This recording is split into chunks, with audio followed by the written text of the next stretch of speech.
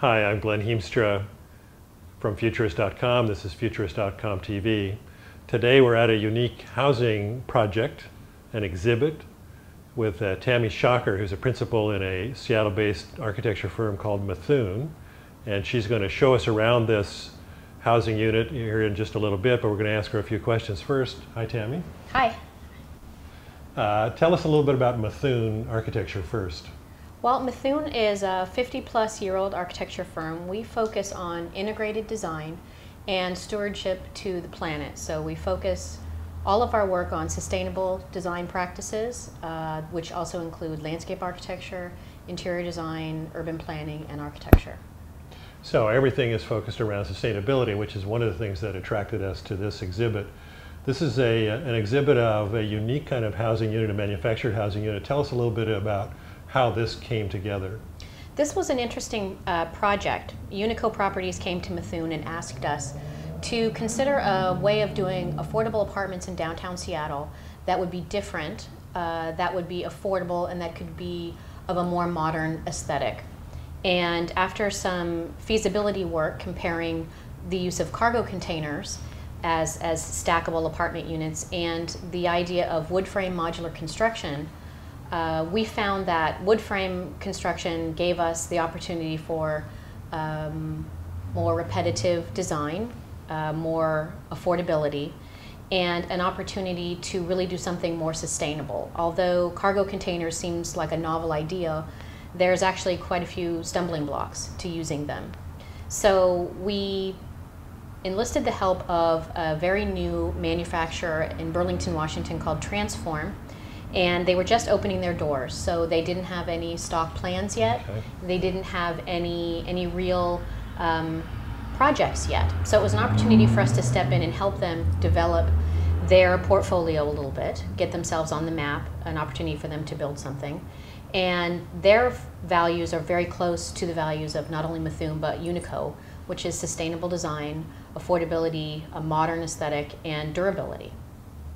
So if it was based on initially the idea of cargo containers, that sounds kind of tiny. Yes. How big are those units that we're going to see? So the two units that we have here in this demonstration, one of them, the one we're sitting in, this is 450 square feet of livable space, which is about the size of a typical two-car garage. And it also includes, in this unit, some exterior space. Downstairs, the unit is the full module wide and long of 675 square feet. So these are pretty tiny. So, but not that tiny. They don't feel tiny when you're in there. They don't. As we'll see when we walk around. They don't. And another aspect, you know, once we got past that, the feasibility study, the idea where we really thought we could do something that would be different, that could be affordable and doable, we took on the next step of developing these prototypes. And that gave us a couple of opportunities. It not only gave us the chance to learn how to do this.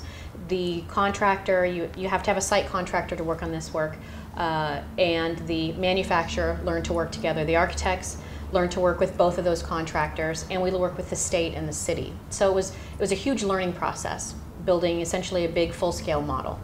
It also gave us a chance to prove to everyone that small spaces could be very livable.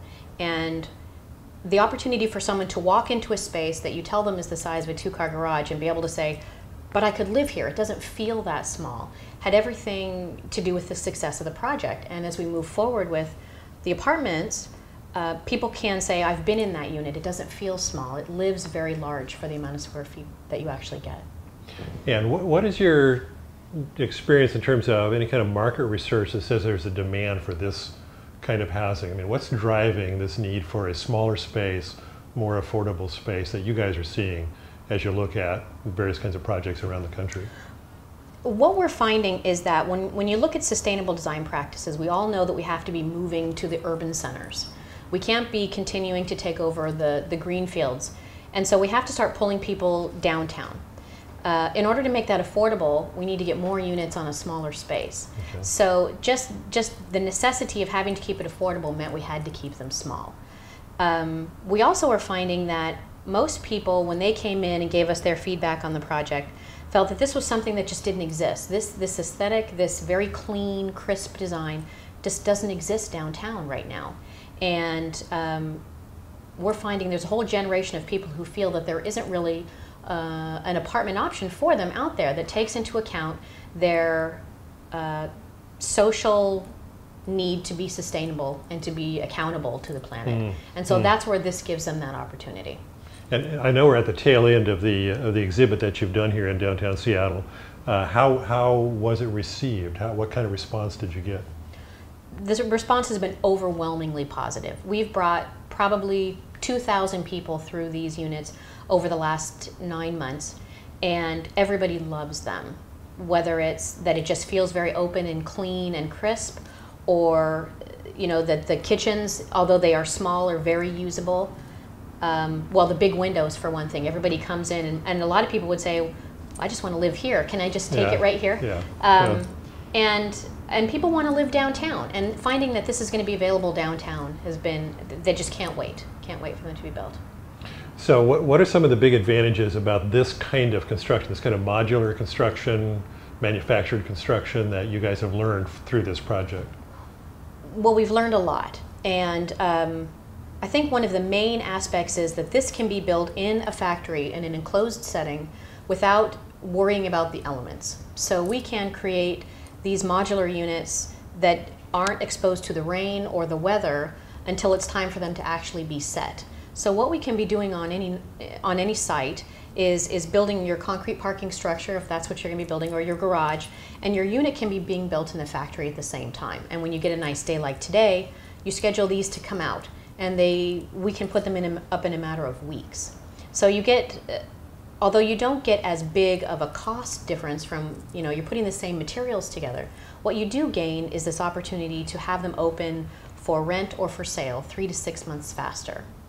We also found that when they're being built in a factory, the quality standards are a lot different than they are if you're building on the site.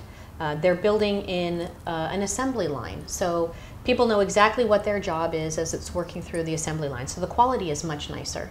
We also have the opportunity to reject anything that isn't up to the standard before it gets actually released to be trucked out.